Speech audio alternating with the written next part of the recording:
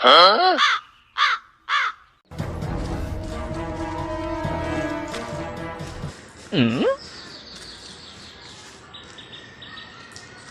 বাবা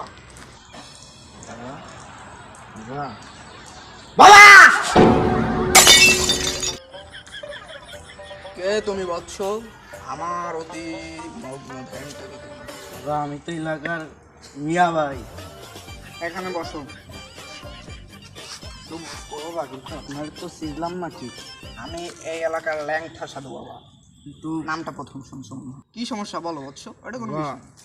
প্রেম তো 20-30টার উপর করলাম, বিয়ে তো তারপরও একটাও করতে পারলাম না আমি বাবা। বুঝছি, তারপরে তোমার বিয়ে হচ্ছে না। ওটা কোনো বিষয় না। আমি তো মনে করো অল টাইম পাট খেতে, বাগান খেতে, ধান খেতে করতে থাকি। বাবা যাচ্ছি বাবা। বৎস, ওটা কোনো বিষয় না। বৎস ওঠো, আমি বুঝছি তোমার কষ্টটা কি হয়েছে। অত দর্শন করা লাগবে না। যাই হোক, তুমি মালের বোতলটা ওঠো। বাবা তুমি ভালো এগুলো খাতি হয় বুঝছো, সাধুদের এইসব খাতি হয়। আচ্ছা তোমার সমস্যা কি এখন বলতে পারো? বাবা আমার তো বাবা বিয়েটি কিছু আসছে। কি জানো বললা? বিয়ে হচ্ছে না, এর সমাধান একমাত্র আমি। এটা কোনো বিষয় না, ঠিক আছে?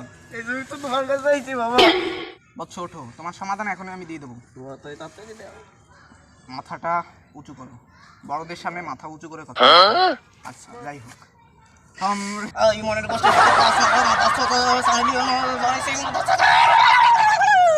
বৎস ওঠো। বাবা এটা কোন লেভেলে করতে পারবো বাবা? এটা হলো বাংলা র্যাপ সং, এটা তুমি বুঝবা না। এটা মনে করো আমাদের মতো লিজেন্ড। ওঠো বৎস ওঠো। তাই বলে এখন বাবা। তোমাকে আমি আরেকটা সমাধান দেবো। তাড়াতাড়ি যাবো বাবা, উঠবো না বাবা।